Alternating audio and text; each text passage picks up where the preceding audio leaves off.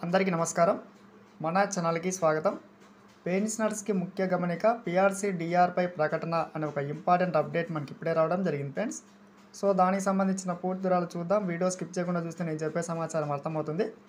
మన ఛానల్‌ని first time చూస్తుంటే ఖచ్చితంగా ప్రతి ఒక్కరు సబ్స్క్రైబ్ చేసుకొని, అలాగే మీకు వీడియో నచ్చితే తప్పకుండా లైక్ చేయండి. లైక్ చేయడం వల్ల ఇటువంటి ఇంపార్టెంట్ న్యూస్ మన పెన్షనర్స్ అందరికీ చేరుకుంటుంది. సో, లేట్ చేయకుండా టాపిక్‌లోకి అయితే వెళ్దాం. పెన్షనర్స్‌కి సంబంధించి మంత్రి ఒక శుభవార్తనైతే అందించడం జరిగింది. ముఖ్యంగా పీఆర్సీకి సంబంధించి, అదేవిధంగా డీఆర్‌కి సంబంధించి కీలక ప్రకటన చూస్తున్నాం. పదవీ విరమణ చేస్తున్న వారి పరిస్థితి చాలా ఇబ్బందికరంగా ఉందని, పదవీ విరమణ చేసి 4 సంవత్సరాలైనా కూడా చెల్లింపులు జరగకపోవడం శోచనీయమని చెప్పి మనకి శాసనసభలో చెప్పడమే జరిగింది.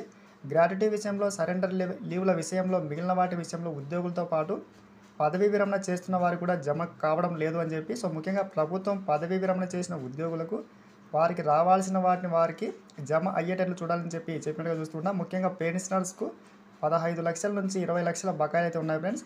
సో ఇవన్నీ కూడా మనకి చెల్లించాలని చెప్పి సభలో మనకి ముఖ్యంగా శాసనసభలో మంత్రి దృష్టికి తీసుకురావడం జరిగింది.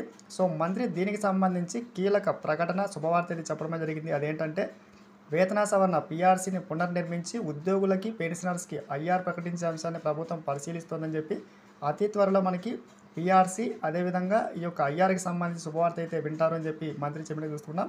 సబ్స్క్రైబ్ చేసుకోండి. Thanks for watching.